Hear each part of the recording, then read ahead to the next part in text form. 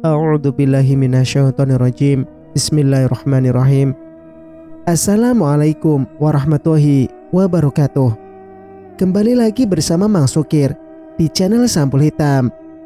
Dan untuk kali ini, Mang Sukir akan melanjutkan cerita yang sebelumnya yang berjudul Penumpang Misterius di Kursi Sebelah. Cerita ini ditulis oleh Hanasan. Dan bagi teman-teman yang ingin membacanya secara langsung, teman-teman bisa langsung kunjungi link yang saya sudah siapkan, ada di deskripsi. Dan tak usah berlama-lama, bagaimanakah untuk cerita kali ini? Ini dia kisahnya. Selamat mendengarkan. Kalimat yang diucapkan ibu membuatku kehilangan tenaga. Walau tidak mengatakan secara jelas, namun dari bahasa tubuh dan raut wajah ibu, aku sangat yakin kalau Bang Iqbal sedang tidak baik-baik saja. Bu, katakan padaku. Aku akan menerimanya dengan lapang dada. Apapun yang akan ibu katakan. Ibu tidak berkata apa-apa. Beliau justru memelukku dengan erat lalu mulai menangis. Perasaanku menjadi semakin tidak karuan. Firasat buruk tentang Bang Iqbal semakin kuat. Iqbal, dia sudah tidak ada. Yang sabar Yando, ucap ibu sambil mengusap lembut punggungku. Entah berita apa lagi yang aku dengar saat ini. Baru saja aku bertemu dengan suamiku setelah menghilang beberapa bulan. Kini aku harus kembali mendengar berita yang sangat menyedihkan. Bang Iqbal telah meninggal tanpa sempat aku mengucap kata perpisahan. Bu, ini tidak mungkin. Bang Iqbal akan sembuh. Dia akan sembuh, Bu. Aku sudah menemukan dan membawanya pulang. Isaku.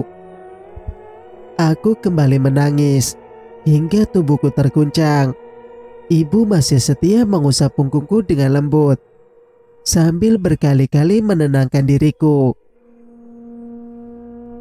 Bu, kapan Bang Iqbal pergi?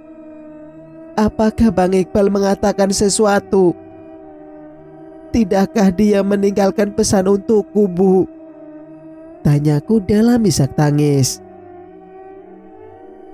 Tadi malam, ketika kamu masih belum sadarkan diri. Kamu yang sabar, Yando. Ibu kembali membujukku untuk tenang. Aku harus pulang, Bu. Aku harus melihat Bang Iqbal. Mbak, di saat aku berusaha untuk turun dari tempat tidur, seseorang masuk dan memanggilku. Arsyah, Bang Iqbal. Aku kembali terisak saat menyebut nama Bang Iqbal. Kita akan menemui Bang Iqbal dan mengantarkannya, Mbak, ucap Arsyah. Kemudian dia mendekati ibu dan memberitahukan sesuatu. Setelah itu, seorang perawat datang dan melepaskan selang infus dari tanganku. Kita akan pulang, Mbak, Arsyah berkata sambil mendorongku yang duduk di kursi roda. Aku tidak bisa berpikir apa-apa lagi. Pikiranku kosong. Aku bahkan tidak memperdulikan ibu ataupun Arsyah yang berusaha membesarkan hatiku sepanjang perjalanan pulang. Yang ada dalam pikiran hanya ingin bertemu Bang Iqbal secepatnya. Saat turun dari mobil, di rumah sudah banyak orang. Mereka menatapku dengan berbagai ekspresi dan entahlah. Aku bahkan tidak bisa melihat wajah mereka satu persatu dengan jelas, terhalang oleh genangan air mata. Ibu dan Arsyah memapahku untuk berjalan. Lutut terasa begitu lemas. Bahkan untuk sekedar berdiri pun rasanya tidak sanggup. Mataku tertuju pada jasad yang terbujur di tengah ruangan yang ditutupi kain batik. Aku bersimpuh di sebelah jasad yang sudah dingin dan kaku. Tidak ada lagi air mata yang keluar. Perlahan, ku buka kain batik yang menutup tubuh Bang Iqbal. Wajahnya pucat kebiru-biruan. Mataku semakin kabur dan menghangat saat melihat dadanya yang menghitam, seperti hangus terbakar. "Bang Iqbal!" jeritku. Papa membawaku menjauh dari tubuh Bang Iqbal. Namun, masih bisa kulihat dengan jelas kondisi Bang Iqbal saat perlahan-lahan tubuhnya dibungkus kain kafan. Singkat cerita, "Arsyah, ada yang ingin aku tanyakan," ucapku kemudian. Papa dan ibu pamit ke dalam. Sepertinya mereka tahu ada banyak hal yang ingin kutanyakan pada Arsyah. "Iya Mbak, aku juga ada beberapa pertanyaan," ujarnya. "Apa itu?" tanyaku. "Mbak saja duluan. Apa yang ingin Mbak tanyakan?" "Tentang Bang Iqbal. Detik-detik kepergiannya. Ceritakan padaku. Kamu pasti mengetahuinya," lirihku. Arsyah menarik napas beberapa kali, kemudian tersenyum. Lalu dia berkata, "Semoga Bang Iqbal husnul khotimah, Mbak." "Apa maksudmu?" "Bukan apa-apa. Karena selama ini Bang Iqbal ternyata menjadi pengikut Ajeng Winarsih dan telah banyak melakukan ritual sesat. Namun sebelum kepergiannya, Bang Iqbal masih sempat bertaubat dan kembali bersyahadat." Ruangan menjadi hening. Aku tahu Bang Iqbal memang telah menjadi pengikut Ajeng Winarsih dan melakukan ritual sesat. Aku bahkan melihat dengan mata kepala sendiri bagaimana Bang Iqbal bercumbu dengan makhluk iblis malam itu. Makhluk dengan kelamin ganda yang bisa menjadi perempuan ataupun laki-laki dan terlihat rupawan di mata pengikutnya. Mengingat kejadian itu, dadaku sesak dan nyeri. Lebih menyakitkan daripada melihat pasangan berselingkuh dengan wanita lain. "Iya, aku tahu hal itu. Aku juga melihatnya sendiri," jawabku. "Lalu, apa yang ingin kamu ketahui?" lanjutku. "Mbak kenal dengan Melina?" Aku terdiam sejenak sambil sesekali melihat Arsyah yang duduk di depanku. Dia menunduk sambil memainkan jari tangannya. Sepertinya ada sesuatu yang sedang dipikirkannya. "Iya, aku mengenalnya." Arsyah mendongak, menatap tepat ke manik mataku. "Siapa dia, Mbak?" tanya Arsyah. Suaranya lirih, namun penuh penekanan. Dia ibu kandung Lala."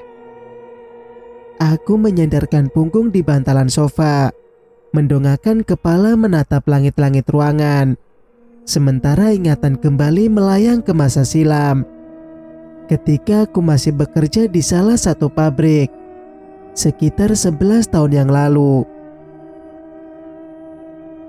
Melina seorang gadis cantik dan periang.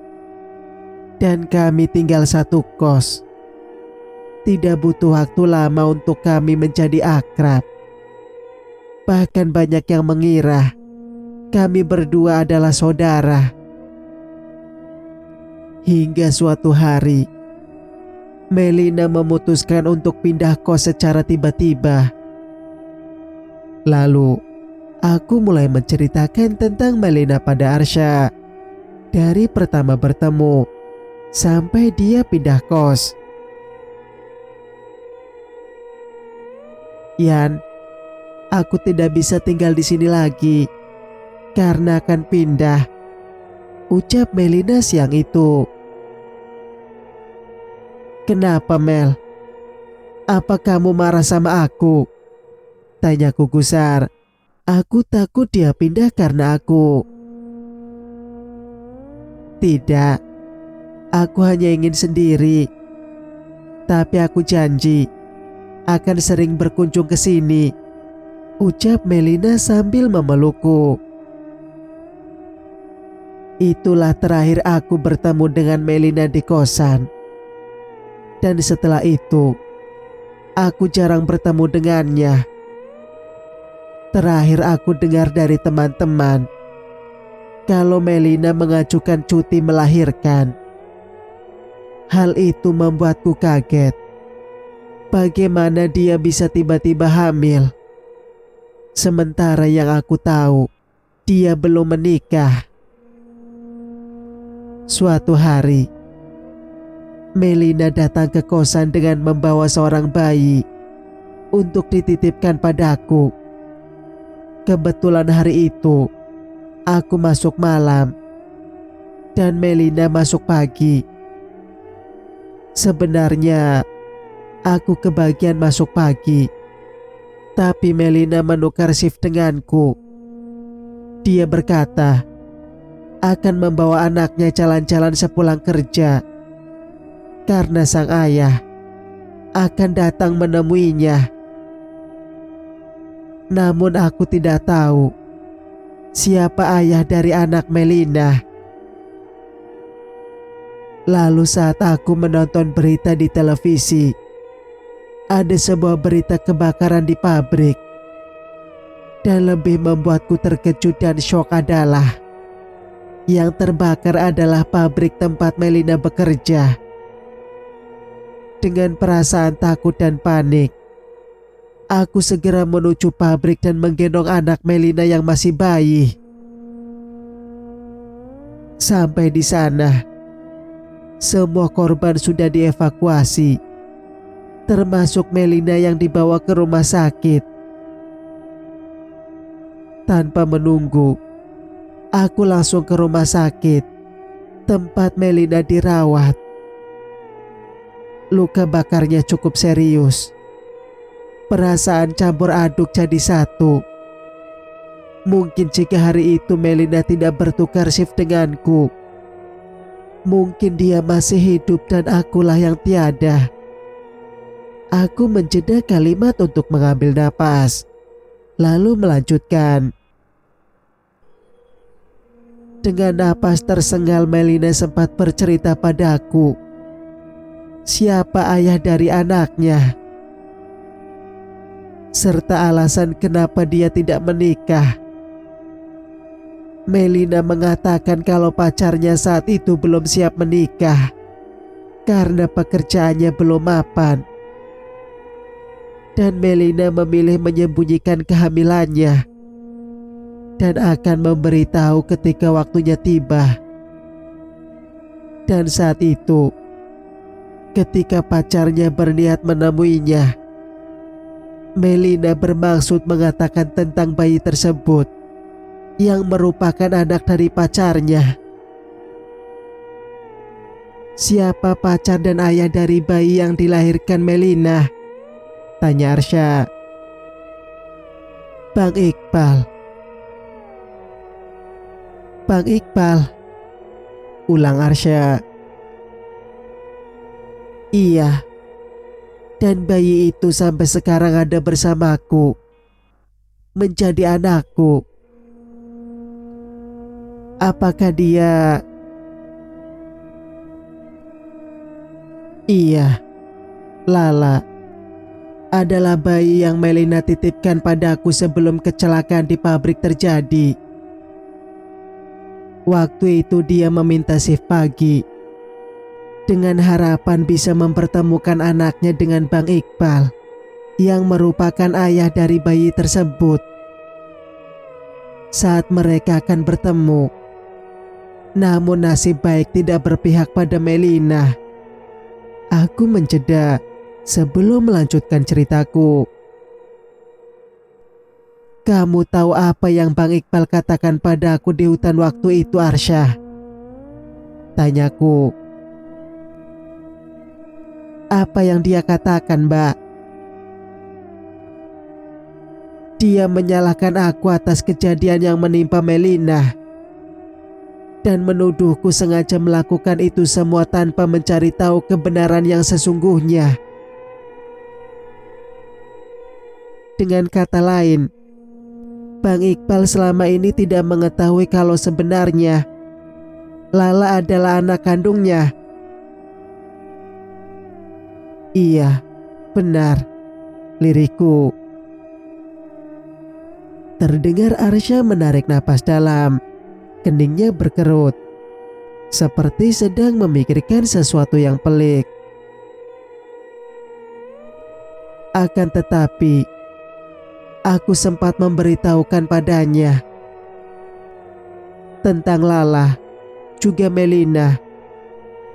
Itulah kenapa Bang Iqbal waktu itu urung menyakitiku. Dan hal itulah yang membuat Nayara dan Mbah Sumantri marah. Karena Bang Iqbal berbalik menyerang mereka setelah mendengar penjelasanku. Ucapku melanjutkan cerita. Lalu, apa yang dikatakan Bang Iqbal padamu? Selidikku. Tidak banyak, jawab Arsyah pendek, hingga aku mengerutkan kening. Tapi jangan khawatir. Di akhir hidupnya, Bang Iqbal masih sempat bersyahadat dan menyampaikan penyesalannya karena telah mengkhianatimu, Mbak. Alhamdulillah, aku mengucap syukur. Setidaknya suamiku tidak meninggal dalam kemusyrikan.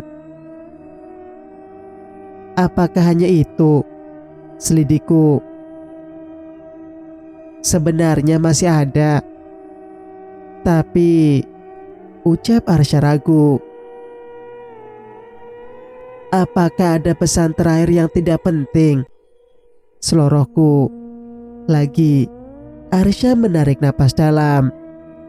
Ada keraguan dari sorot matanya untuk mengatakan sesuatu yang dia anggap tidak terlalu penting itu. Tapi apa? Aku akan mengatakan jika waktunya sudah tepat, Mbak. Arsyah berkata setelah terdiam beberapa saat. Baiklah, aku pamit pulang, Mbak. Kalau ada apa-apa, jangan lupa untuk menghubungiku. Laki-laki di depanku, Arsyah, yang ku kenal sebagai Arya Angkasa di masa kanak-kanak, berpamitan untuk pulang. Namun ketika sudah berada di depan pintu, dia kembali berhenti lalu menoleh sambil berkata, Mbak, aku akan menjagamu. Setelah itu, dia kembali berjalan menuju mobilnya yang diparkir di halaman. Aku memandang mobil Arsyah sampai menghilang di tikungan depan. Dia selalu mengatakan akan melindungiku. Bukankah kasus hilangnya Bang Iqbal dan kematian Rinaldi sudah terungkap? Lalu, dia akan melindungiku dari apa? Entahlah.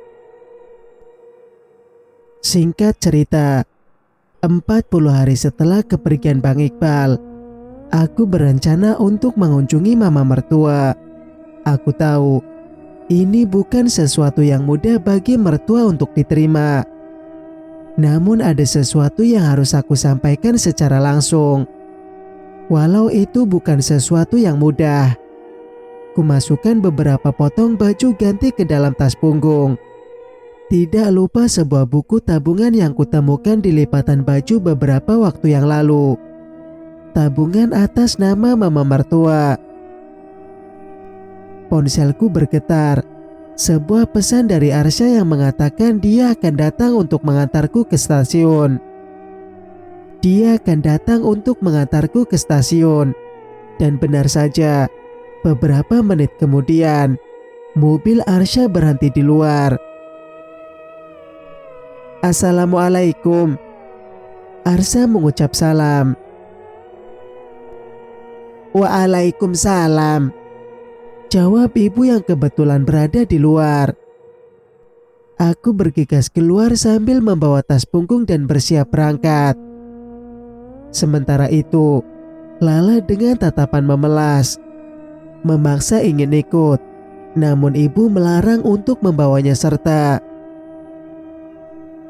"Kita berangkat sekarang, Mbak." "Iya, tapi aku tidak merepotkan kamu kan?"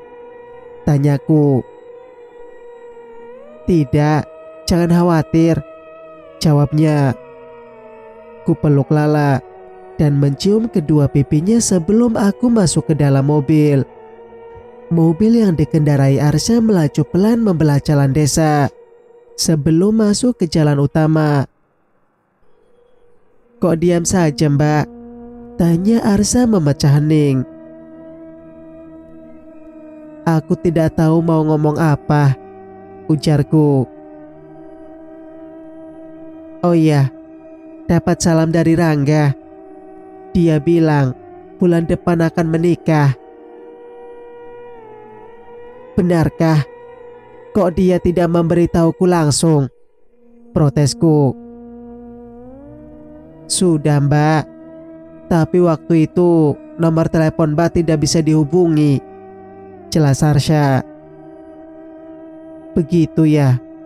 Aku mengernyit. "Rangga bulan depan menikah. Kamu kapan?" tanyaku. "Oh, aku..." Arsya tergagap saat aku bertanya kapan dia menikah. Wajahnya sedikit memerah dan tampak grogi. "Nanti, Mbak," jawabnya kemudian. "Jangan lama-lama, nanti keburu diambil orang," selorohku. "Gak bakal, Mbak, karena aku akan menjaganya selalu, biar gak diambil sama orang." Kini giliranku yang terdiam. Kalimat yang dia ucapkan selalu sama, akan selalu menjaga. Apakah aku terlalu terbawa perasaan? Entahlah. Stasiun terlihat sepi. Hanya ada beberapa penumpang yang sedang menunggu kedatangan kereta api. Aku duduk di salah satu bangku yang ada di ruang tunggu. Kulihat Arsya menghampiriku sambil membawa 2 gelas kopi di tangannya. "Minum, Mbak, mumpung masih panas." Dia menyodorkan segelas kopi padaku. "Terima kasih," ucapku. Kusesap pelan kopi yang masih mengepulkan asap. Saat ekor mataku menangkap bayangan seorang anak perempuan kecil yang duduk di bangku paling ujung, tepatnya di pojokan. Dia menatapku tajam, dan tatapan mata itu aku sepertinya pernah melihat, tapi entah di mana. "Sebentar lagi keretanya sampai, Mbak," ujar Arsya mengagetkan. Benar saja, dari pengeras suara terdengar pemberitahuan kalau sebentar lagi kereta api yang akan membawaku ke tanah Pasundan akan segera tiba. "Arsya, boleh aku tahu pesan lain yang dikatakan Bang Iqbal padamu waktu itu?" pintaku. "Mbak," Arsya menggantung kalimatnya. Entah pesan apa yang sebenarnya dikatakan Bang Iqbal waktu itu. Sampai-sampai Arsya terlihat berat untuk mengatakannya padaku. "Katakanlah, sebelum aku berangkat menemui mama mertuaku. Siapa tahu beliau bertanya tentang itu juga." "Bang Iqbal memintaku untuk..." Menjagamu, Mbak. Kutatap mata Arsha beberapa saat, lalu melempar pandangan ke depan. Entah apa maksud dari ucapannya itu. Pesan terakhir dari Bang Iqbal untuk Arsha membuat pikiranku melayang kemana-mana. Bukankah kamu selama ini sudah menjagaku? Lirikku. Aku akan menjagamu dan selalu menjagamu, jawab Arsha cepat. Aku terdiam, menunduk mendekuri lantai, sambil sesekali menarik napas dalam. Kulihat Arsha juga melakukan hal yang sama. Memandang keluar dalam diam. Di ujung sana, anak kecil itu masih menatapku dengan tatapan yang entah. Arsha, kamu lihat anak kecil yang di ujung sana? Tanyaku pada Arsha sambil melemparkan pandangan ke arah anak kecil itu. Yang mana, Mbak? Tidak ada anak kecil, jawab Arsha. Itu, yang duduk di ujung sana, jawabku sambil menunjuk bangku di mana anak itu duduk. Arsha mengikuti arah telunjukku, dan di saat bersamaan, kereta yang aku tunggu telah datang. Suara bisingnya menenggelamkan suaraku. Keretanya sudah sampai, Mbak. Biar aku antar sampai dalam, ucap Arsha di antara kebisingan. Tidak apa-apa, aku bisa masuk sendiri. Tidak banyak yang dibawa juga kan, ujarku. Aku berjalan menyusuri gerbong, mencari tempat dudukku sesuai di tiket. Kursi di dekat jendela, hingga aku bisa melihatnya dari dalam. Saat kereta mulai berjalan, kulihat Arsha melambaikan tangan padaku. Hawa dingin mulai terasa dari pendingin udara. Ketika kereta mulai berjalan, aku mencoba memejamkan mata, mengingat perjalanan yang kutempuh cukup jauh dan tidak ada penumpang yang duduk di sebelahku. Namun ada pasangan suami istri yang duduk di deretan sebelah. Mereka tersenyum padaku ketika baru duduk tadi. Aku sontak membuka kedua mata saat kurasakan ada sebuah sentuhan dingin di punggung tangan. Seorang anak kecil berdiri di depanku sambil menyentuh punggung tangan. Dia adalah anak kecil yang kulihat ketika di stasiun tadi. Kamu. Shh, jangan keras-keras, Tante. Nanti didengar ibuku, bisiknya. Aku mengernyit sambil mengedarkan pandang ke sekeliling, mencari sosok yang mungkin adalah ibu dari anak ini.